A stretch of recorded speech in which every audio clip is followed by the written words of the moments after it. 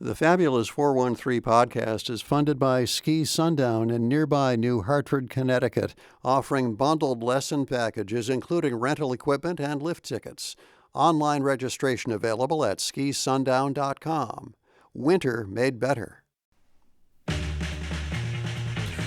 And welcome to the Fabulous 413. I'm Khalees Smith. And I'm Monty Belmonte. And today's show is an homage to Hamilton.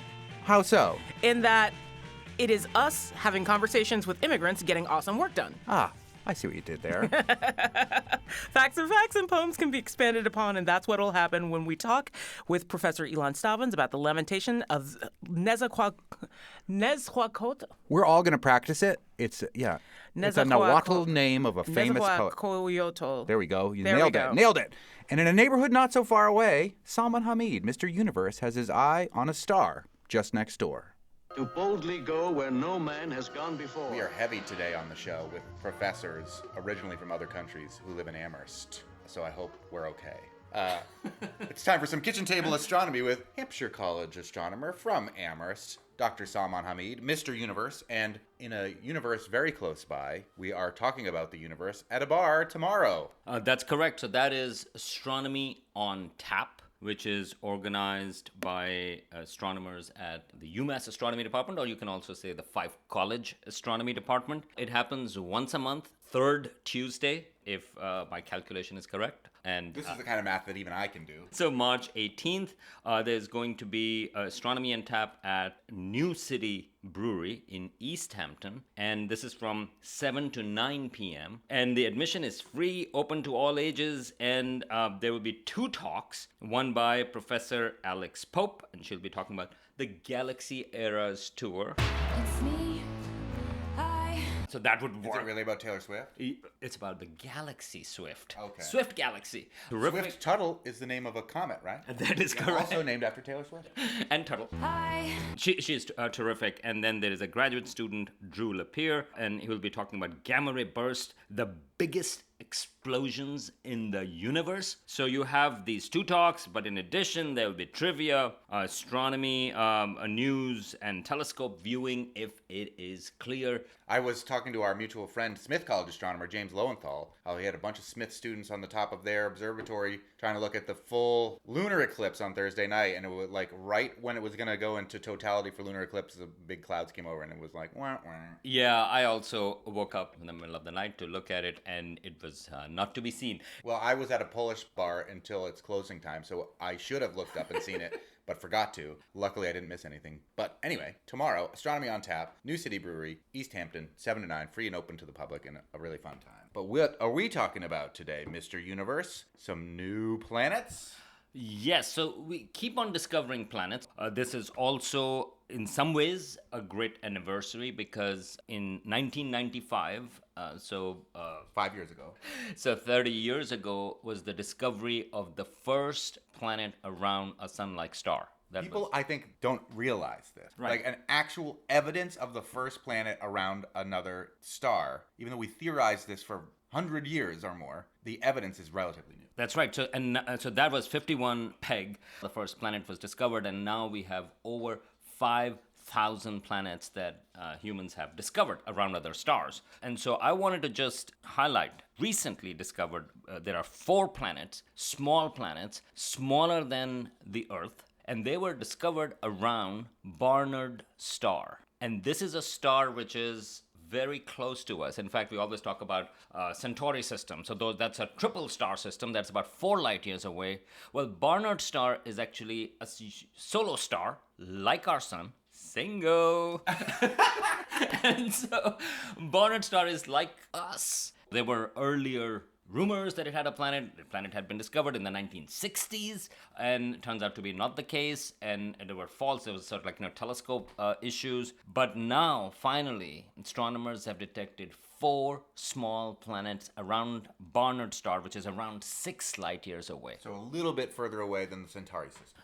Nevertheless, it's still one of those stars that you can think about if we do interstellar travel, though I'm not sure with the cuts to NASA, we may be doing it anytime soon. At least not from here. I mean, it may be from China, but it certainly would be one of those stars that would be the first ones to go to. This is a small star. It's called M dwarf star. So these are the stars that live much longer than our sun. In fact, Barnard star itself is 7 to 12 billion years old. Our sun is about 4.5 billion years. And these type of stars, in fact, Barnard star itself is considered sort of one of the oldest stars probably in the galaxy. And our universe is full of these M dwarf stars. There are far more these smaller stars than our sun-like stars. And the bigger the star, the shorter their lifespan. And so there are stars that are really big, 10, 20 times bigger than our sun. They live for 10 million years, 150 million years, and then they die, they explode. But the bigger the star, the bigger the explosion.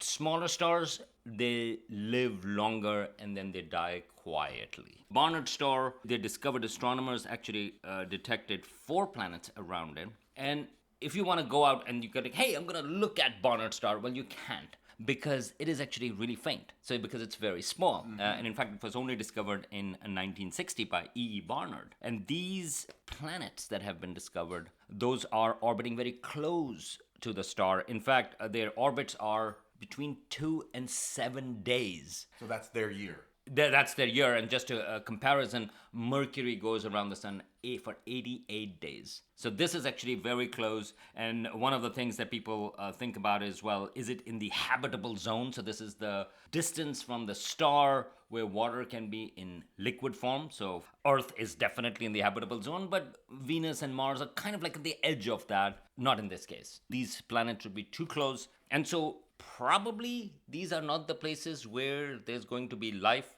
Unfortunately, the measurements that astronomers did, and they found these objects using the wobble method. Wobble, baby, wobble, baby, wobble, baby, wobble. Wobble method is the one where you don't see the planets directly. The planets do not come in front of the star, so that's the eclipsing method. Instead, astronomers detected these planets by the little wobble that the star does because of the gravity of these planets. In fact, historically, that's how the first planet, 51 Peg, around a normal star, that's how that was discovered. But their calculations suggest, astronomers, that probably there isn't a planet in the habitable zone either, because they can figure out the wobbles and they can estimate, well, are there other planets around, how far they are, and it doesn't look like it. So Barnard star, a little sad part in that sense. I don't know if sad or not. I mean, like, you know. Well, if it's the second kind of closest option for us to maybe travel to the stars to, it's kind of a bummer that it doesn't have Earth-like planets. But here is another cool thing about it. Astronomers, or not astronomers, but academics and space enthusiasts actually thought about going or sending a probe to Barnard star in the 1970s. There was the British Interplanetary Society. These were the group of sort of like amateurs and professionals who thought, like, you know, we should really think about sending a mission to another star system. And at that time, in the 1970s, Barnard star was thought to have 2 planets. And the nearest star system, the Centauri system, was thought to have no planets around them. And in particular, because we knew the Centauri system at least had 2 stars, and we know there are 3, they knew that there is a likelihood of planets around double or triple star systems is low. And Barnard star, in the 1970s, people thought there were planets. It turned out, at the time, that those were wrong observations. Nevertheless, the British Interplanetary Society started designing plans to have a mission that can go to Barnard star. And they worked on it for 5 years, starting from 1973, and then they released that report in 1978. It was called Project Daedalus. And the point was that they're not talking about sort of like, you know, way out in the future, some technology, hey, warp drive or matter-antimatter stuff. No. But rather, can we imagine just the next generation of technology, and you have a ship that can go there? And the plans are actually really cool. In Project Daedalus, there was this spacecraft. It was really heavy to launch. It was, I think it was like 50,000 tons. But they suggested that it could be constructed out in the orbit or even beyond that. And then they found a way, like, you know, using nuclear fusion, which we cannot control right now, but nuclear fusion with this spacecraft, that it could be accelerated for 4 years to almost 12% the speed of light. And the idea was that it's going to reach Barnard star in about 50 years. So really cool, actually. So if they had done it, it would be there in a few years. Well, except the problem was that even though those technologies were reachable, but really not practical. British Interplanetary Society was an interesting one because they also imagined, it started I think in the 1930s, and they also imagined going to the moon and other things. So they would work on these theoretical concepts, and they said, hey, we have zero resources.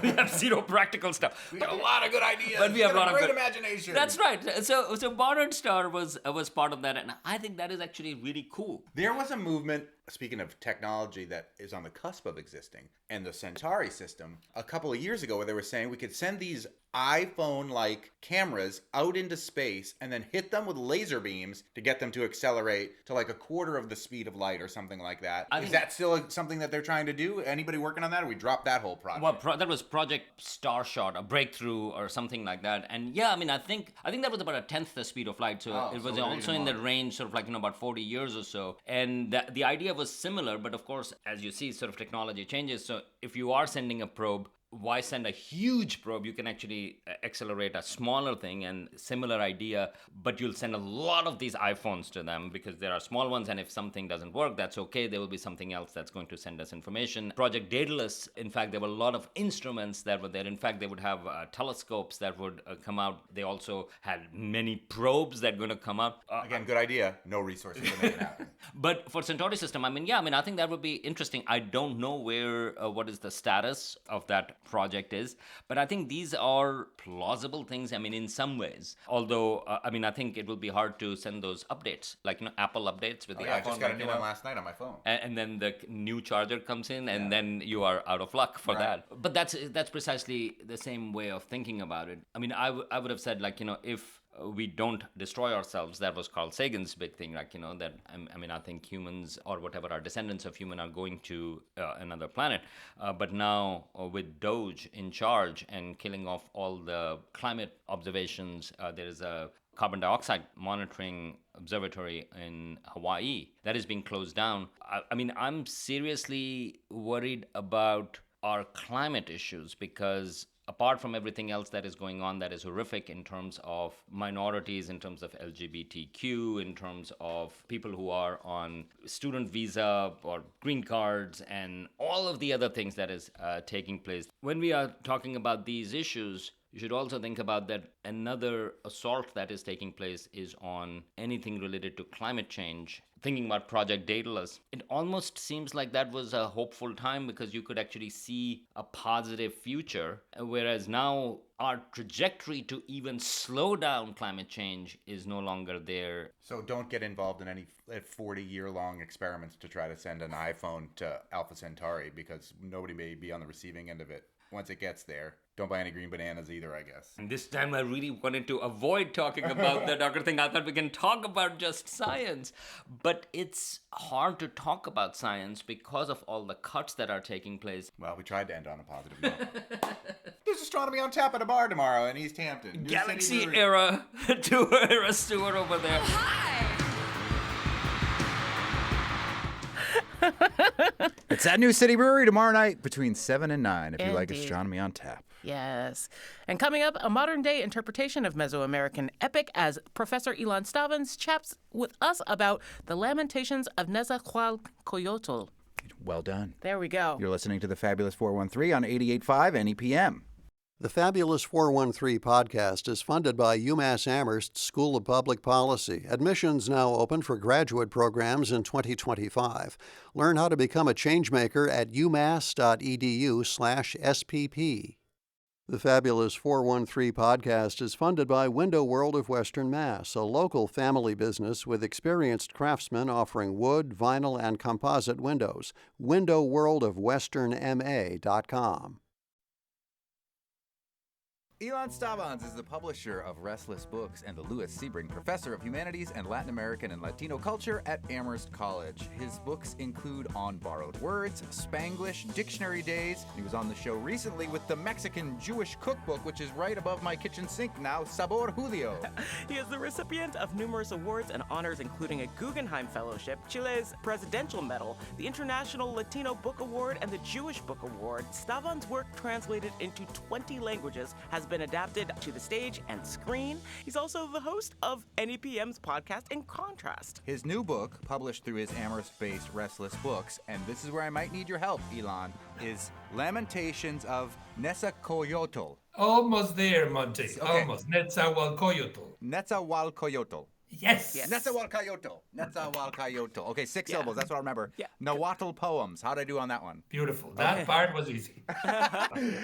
It recreates the life and legacy of the only Aztec poem we know by name but sometimes can't say, and who was a visionary ruler of his people about a half a century before the arrival of the Europeans to this continent. He will be reading from the book at the Jones Library in Amherst on Tuesday, March 25th from 7 to 8 p.m. Ilan Stavans joins us again. Thank you so much for joining us, Ilan. It's such a pleasure. It makes my day and my week and my month and my year. Aw, thanks. As an aside, I saw this linguist talk about the way that you say the TL sound. Yeah. It's like an aerated glottal, like, it's like I can't do it properly, but it's supposed to like squeeze air out of both of your sides, and it's the original way that like avocado was ended. Oh. But when anglicized, they couldn't do it, so they made it an O. Yeah, because it ends in the TL Yeah. in English script. So Yeah. as a linguist, Ilan Staban, and somebody who's well versed in all of the nuances of different types of languages, is there advice on how to pronounce it more correctly? I don't know if there's an advice. I guess it will be patience and perseverance in this type of a different language. It's a language that has made it into Mexican Spanish. So Mexican Spanish includes all kinds of Nahuatl words that end in TL and that now are a daily part of the language. They come from that pre-Hispanic period and are essential to how Mexicans see themselves and their way of communicating. The book is really great. It reads like an epic poem, like the Gilgamesh epic or Yeah. maybe the Odyssey, and yet this is largely culled from your imagination, right? Yeah, it is a game here. I have been a translator, more loyal and truthful than one can be, I guess. But in this case, I have taken absolute liberties. I am recreating the poems and I'm recreating the time and the vision of Nezahualcóyotl in something that I called retellings rather than translations. In that case, what is the source of these retellings? This is a fascinating historical conundrum, Khalid. When the Spaniards arrived in 1519 for the very first time through the port of Veracruz in what is the Gulf of Mexico, they slowly made their way to the big city of Tenochtitlan, which is now Mexico City, and they erased in a short period of time just about everything that they saw, including the language. The poetry of Nezahualcóyotl had passed from generation to generation in an oral tradition. That tradition was interrupted by the coming of Spanish, which largely, again, made it disappear. A while later, maybe about 30 years later, some visionary missionaries of Spanish background realized that they needed to capture some of that oral tradition and hired some Nahuatl linguists in order to help them translate this into Spanish for the very first time, because there wasn't a written version of these poems. And only later, about another 50 years later, there was a Nahuatl version of the Spanish version. It started in an oral way, it was uninterrupted. It's a fascinating phenomenon, and we don't really know what the actual voice of Nezahualcóyotl was. It has been lost in these processes of history of appropriation and reconstruction. We're speaking with Ilan Stavans, the Amherst College professor and Renaissance man, about Lamentations of Nezahualcóyotl. And, you know, when you were describing the Aztec to Spanish to back to Nahuatl and that sort of idea, it reminds me of a lot of Bible translations, which were in one language and then translated to Greek or then translated to Latin and then reinterpreted into English and all these sort of things. And your Nezahualcóyotl is very much like King David in some ways. Can you talk about how closely what we know historically about the actual figure resonates with the King David idea that you bring into this new book? I love this question. King David, like Nezahualcóyotl, comes to us through the voice of maybe some court scribes that were reproducing what were supposed to be his poems and his vision of the world. As in the case also of Solomon, King Solomon, or Moses himself in the Exodus, those poems in that whole Odyssey is accredited to them. We call the books of the Torah the 5 books of Moses, but Moses could not have written them, among other things, because he is dead half of the way of Genesis, so it would have been really impossible. At the same time, David is the perfect equivalent here, because David is a shrewd, conniving king, really masterful in the art of war, but he can't keep his libido in control and goes after the wives of his generals and colonels. And very similarly, Netzahualcoyotl is a young man who has to bounce back after the death of his father. He makes all kinds of political arrangements, becomes an established statesman, but he is also a man who is after different women of his time and seems to think that power is not only internal, but he can do whatever he wants. And the voice that we have of him comes to us through that oral tradition that I was mentioning, of those that were around him in his court that wanted to give a certain profile and perception of who he was.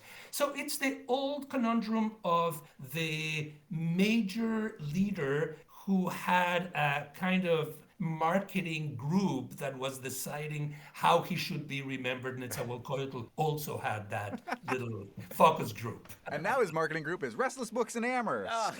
I felt like there were almost movements to this book. There's history in the beginning, and then it takes more of an artistic kind of, I don't want to say esoteric, but definitely philosophical bent in the middle that reminded me a lot of Lao Tzu and the Te Ching and some of the works in that.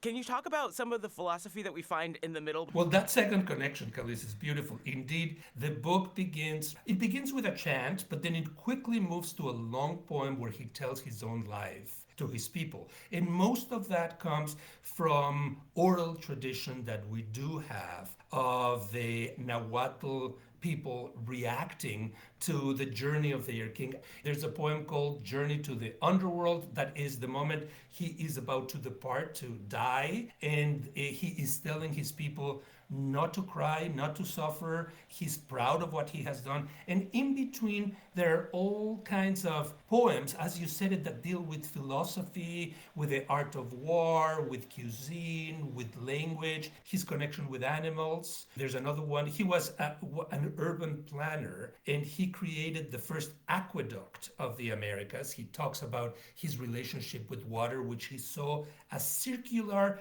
and all-renewing. And there's another beautiful poem that expresses Netzahualcoyotl's view of war. He believed that war was a way to sharpen our character and to improve our spirit and our relationship with the gods. And it is very similar to the Chinese way of looking at war as strategic and an extension of the human mind and how to connect with the world. Today we see war as destruction, and we see war as something that should be stopped. But in the age of the Aztecs, there were 2 types of wars. The regular war against the enemies, which helped with commerce and generated patriotism. We know a lot of that today as well. But there was another type of war, Kalis, that was fascinating. It was called the Florid War, and it was an arrangement that the Aztecs had with special enemies, and they would go to war, say, on Tuesday to Wednesday at a certain space. It would be different types of weapons, and it would have audiences around to see how these warriors fought. And Netzahualcoyotl loved the Florid Wars. Now we have WWE and UFC championships. It's football. And football, yes. And in his time, there was also what they called ball game. The athletes loved sports. Is it the one with the hoops on the side of the stadium that you've got to kick through? You play with your knees? Yeah. We're speaking about the Nahuatl poet and philosopher and warrior and ruler Netzahualcoyotl in a new book, Lamentations of Netzahualcoyotl, Nahuatl Poems, interpreted but not translated. translated, reimagined by Ilan Stabanz, the Amherst College professor and author. There is a certain number of words that one of the chapters is named after that I have to look up here. 3,702 words. Can you tell us about that chapter and these words? One of the constant inquisitive motifs of Nezahualcóyotl was what we could call today maybe lexicography or the art of language. This is a contemporary science, but he was already very interested in how Nahuatl differed from other languages spoken in the big city of Tenochtitlan, like Quiché and Tlaxcalan and Olmec. And he believed that each of these languages had a limited number of words. You could not add new words, you could not take words. It was a kind of economy of language, and that you could do lots with the words that you have. Now we again see that very differently. We keep on adding words into our languages. Emily Brewster, our word nerd on Wednesdays, would be very upset with Nezahualcóyotl with this, or because she'd be out of a job by now. Exactly. Although it would be interesting on the hip hop chart of who has the biggest vocabulary. Right. Yeah. HR periscope, bash through the terror dome, zoom on a shark attack, clash till the thrill is gone. Is this a real number, or is this an imaginary number? This is a real number, though the Aztecs, Monty, counted differently than we do. They counted with a base of 20. They didn't have numbers per se, but they have dots and lines that they used, either vertical or horizontal. But yes, it's a real number. And the other number that comes up in this book is the number 0. Can you talk about the inclusion of 0 and its import historically as well? Yes, I think this is one of the greatest moments in the Americas and in the making of any civilization. At what point does a culture realize that there is a number 0 that means no number? It seems something so easy now. A child will learn it in middle school or in elementary school. The 0 is a number, but it means no number. You have to process quite a lot in order to reach that. And the Mayans were the first ones that came up with the number 0. The Aztecs stole it from the Mayans, and Nezahualcóyotl loved it. So the Aztecs were as shrewd and abusive as we are today by stealing from other cultures. But they stole nothing. They stole 0. So, I mean, you can't really blame them. 0, yeah. They stole the 0. They stole so much more than 0. Yeah. It makes so much more sense knowing that this has origins in oral retellings, because I had a question about the use of repetition in a lot of these poems. You'll see either the title or another line within that gets repeated within in almost a choral fashion. And it reminded me a lot of how griot tales get told. It makes a lot of the work make so much more sense.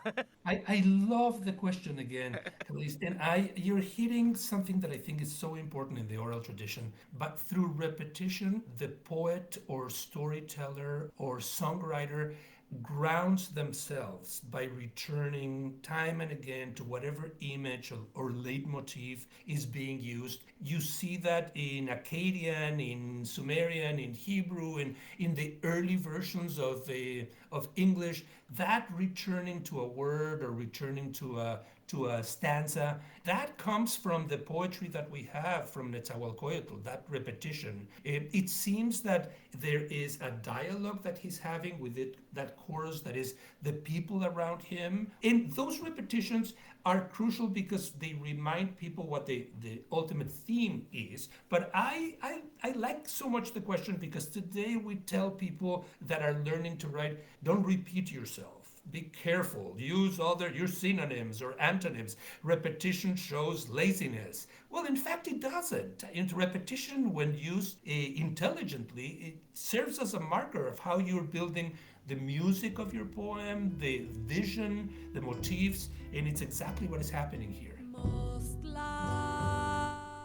That's Lila Downs singing So in cool. Nahuatl. Very cool. More about Lamentations of Nezahualcóyotl with author Ilan Stabanz, including the legacy of languages under colonialism and how you can interact with the author next week at the Jones Library. You're listening to the Fabulous 413 on 88.5 NEPM. The Fabulous 413 podcast is funded by Northeast Solar, helping customers make the switch to solar for savings, energy security, and tax incentives. Learn more at northeast-solar.com. The Fabulous 413 podcast is funded by Ski Sundown in nearby New Hartford, Connecticut. Open 7 days and nights a week with a variety of terrain for skiers and snowboarders of all abilities. Hours at skisundown.com. Winter made better. We are speaking about the book Lamentations of Netzahualcoyotl, Nahuatl Poems, retold by Amaris Ilan Stabans. The other thing I love about this book is the illustrations. Oh, yeah. Can you tell us about the illustrations and the illustrator? They're just so gorgeous. Absolutely. When conceiving this book, Monty, I thought it needs to be illustrated by somebody who descends directly from the Texcocans, who were a part of the Aztecs and who still speaks Nahuatl today. Cuauhtemoc Huatzat lives in Veracruz. He is a wonderful artist and illustrator of children's books, and his work has been exhibited in all over Mexico and different parts of Latin America. And you know, in the making of this book, there was this beautiful marriage, almost as in a graphic novel. The poems were almost finished. I sent them to Cuauhtemoc. He saw them. He began sending me some versions, and those versions inspired me to go in slightly different directions. Really a beautiful dialogue between the visual and the spoken that ultimately I hope is reflected in the entire book. You mentioned that this illustrator is a descendant of Aztec people and that he speaks the Nahuatl language. How prominent is the Nahuatl language in Mexico from your research in doing this book? How many people still speak it? Is it still a language contained in a limited number of words? It's the most popular indigenous language in Mexico today. There are close to 60 indigenous languages. None is as frequently used as Nahuatl. 1.5 million people still use it, not only in Mexico, but in what it was called Mesoamerica. It includes Guatemala, Honduras, Costa Rica, El Salvador, etc. And because of migration, it is used all over the United States as well, from New York and Chicago all through the U.S.-Mexican border. There is the difference between the Nahuatl that the Spaniards first heard when arriving to Tenochtitlan, that we call the classical Nahuatl, and the modern Nahuatl that has incorporated lots of loan words that come from other indigenous languages and from Spanish. But it's very much alive and well. And the previous Mexican president, López Obrador, made Nahuatl an official language of Mexico. So now it has resources to be able to be transformed into radio shows and to material in the classroom. There's a resurgence of Nahuatl that is a consequence of that, and there's rock and all kinds of music in Nahuatl that is just beautiful to hear. It reminds me a lot of the rekindling of Irish as national language and encouragement of folks to speak it after being denied for so long. Yeah, I mean, and that's the first thing any colonizer comes and does, tries to wipe out all remnant of them, including their language. So a revival of this, you know, it's not a revival, it's just been a continuation of it. And a reminder that, like, it is a living language with living speakers. And that the arrival of the Spaniards, which was absolutely devastating, did not succeed, and the revenge, so to speak, continues. The Nahuatl people still have a voice, they have a literature, they have a culture that continues. And my feeling is that with the changes in the contemporary world, it will actually expand in the next maybe 100 years. So somebody online will make a tutorial so that I can say the TL sound properly. I know. I did try to go through some tutorials before this conversation to try my best to be able to say Netzahualcoyotl, but I had to get Ilan Stabans. You're getting better and better and better. Practice makes perfect. You probably are the one who's going to teach that tutorial at one point. Ilan Stabans, one of the things that Restless Books does and prides itself on is takes books from all sorts of other languages and cultures and translates them into English. This book, at least the version we received, is in English, but is a retelling of Nahuatl poems through your imagination. Is there a Nahuatl version of this book, and or is there a Spanish version of this book? Because it's this takes place in what is now Mexico. I dream of that. I would love that. In many ways, this is an opportunity, Monte, to maybe tell you a little bit of what ignited me to do this book. I was born and grew up in Mexico, and I left it when I was 25. And I feel that I had a debt today to Mexico, to the culture. But I was too young when I left and didn't have the tools to be able to fully understand it. And now that I have more time, now that I have done other things, going back to that culture feels like a duty to me. And I would love to imagine, to visualize, and maybe to make it possible that a Spanish version, but especially that a Nahuatl version by somebody who is related or connected with Cuauhtemoc or with his culture, can also be made maybe in a bilingual edition or a trilingual edition. Is there any existing script of how Nahuatl was written? There is absolutely a series of codexes, we call them codices, but when the Spaniards arrived, Nahuatl was still using only images, only pictographs. And we know that the Nahuatl people did not read the pictographs, they told stories connected with the pictographs. And it took about 50 years for the Spaniards to inspire the descendants of the Nahuatl to use the Spanish alphabet to now write in Nahuatl. So what we have today is Nahuatl poetry written with Spanish letters that tell us how it sounded. Like what happened in Vietnam, kind of. Yes, because, the colonialism is a pernicious and complicated issue, and it sometimes forces the native to go through different routes to reclaim its own voice. I was going to say colonialism is a powerful drug, but that's kind of the same. It is. I would also love to see at some point an audio version, not only in English, but in Nahuatl and in Spanish, meaning that we would go back in some way to the oral tradition. I think that audiobooks are an invitation to go back to that way of listening to books rather than reading them. Then we can get really good at saying Netzahualcoyotl when you hear it so many times in the audiobook version. I love audiobooks so much. I can't wait for that version. When I'm not listening to NEPM, I'm listening to audiobooks on my drive back and forth. So can't wait for that version of this book to come out. Lamentations of Netzahualcoyotl, Nahuatl Poems, retold by Amherst College's Ilan Stabans. It'll be right down the street from Amherst College at the Jones Library on Tuesday, March 25th from 7 to 8. That'll be like a little version of the audiobook of this, hopefully. Yeah. We'll be able to hear it out loud and in a community together, celebrating. And alongside contemporary Latin poetry at the same time, so you can hear some of the mechanisms that stay in the language to this day, which I think is really cool too. And again, that's Tuesday, March 25th, 7 to 8 p.m. at the Jones Library. Ilan Stabans, always a delight to have you on with us here, and all of the books that you've suggested or written that we've read through Restless Books have all been fantastic. Really fantastic, so we really appreciate it. I appreciate it enormously. You bring so much to our community, and I am really honored to come to your show. Anytime.